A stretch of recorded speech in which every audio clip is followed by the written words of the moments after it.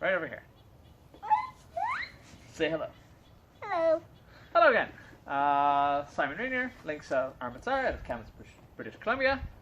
Flynn Rainier, also out of Kamloops, British Columbia. And due to popular demand, he's going to be helping me out today. Today, what we're going to be working on is fluidity with the sword, keeping our motions fluid and flowing. Actually, I'm not. Actually, not. Actually, yes. Actually, I'm not. All right, you go play that. What I mean by that is rather than having like short, choppy motions, which are not only kind of ugly, but also a lot harder on your body, we're going to keep everything moving. And this is going to boil down to basically two things that we're doing. How we hold the sword itself, and then how we move effectively our entire body and not just the sword arm. First off, how we hold the sword. You never want to really have a death grip on it. You want to keep sort of nice loose. When we spin the sword, we're just barely pinching it with our thumb and forefinger and just allowing it to sort of rotate through the hand. So, first thing to practice, take something with a bit of weight to it. If you don't have a length of thing, I found one of the best things to spin around is a hammer, because it has that forward weight that kind of helps it flow through. Second thing to watch for as we do that is making sure our edge alignment on especially the final cut, the final motion is good. Edge alignment meaning swords are not lightsabers, they cut along the edges, making sure those edges move through the target, because, you know, we want to actually cut a hypothetical target. So, we're going to incorporate our hip pistols and our order of operations as we do this as well. Sword begins the motion, finishing off with the steps to bring us into hypothetical range of our hypothetical target. If you have a target, cool. If not, that's also cool.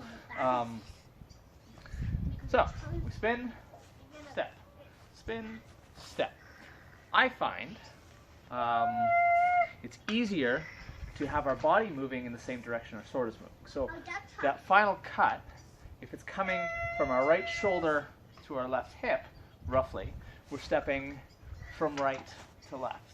Same thing the other way, if it's coming from left to right, we're stepping to the left. But practice mixing it up.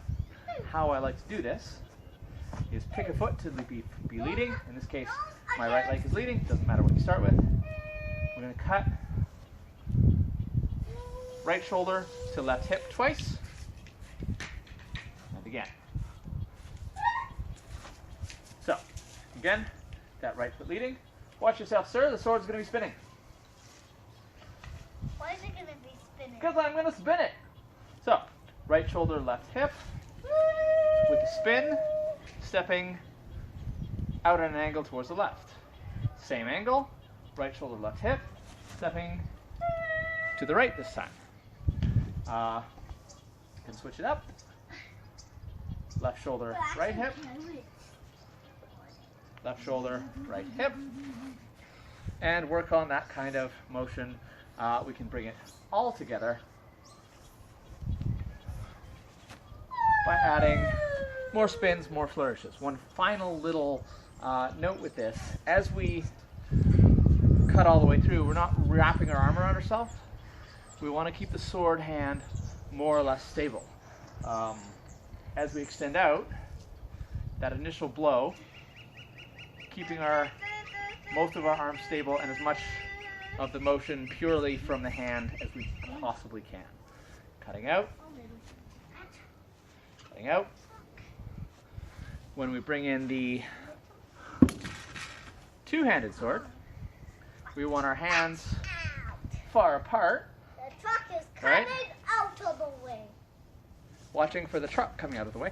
By the way, nothing portrays an amateur swordsperson better than if they pick up a sword and hold it with their hands close together like that. Keep our hands apart. Same thing. As I spin it around, my back hand comes almost completely off the sword. And again, keeping that hand extended as we spin around. How we can kind of think about this is to run off when I could really actually use an assistant right now.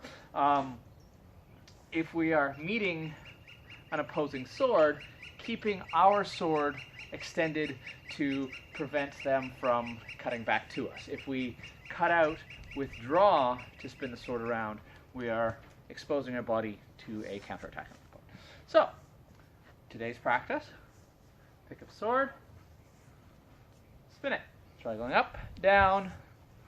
If we decide to get really fancy, cut with the back or false edge as well. I'll probably do a separate video on using the false edge because that deserves its own little thing. So, today's principle, being fluid,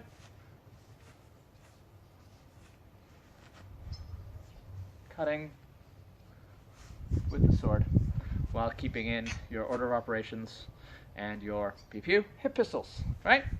See you.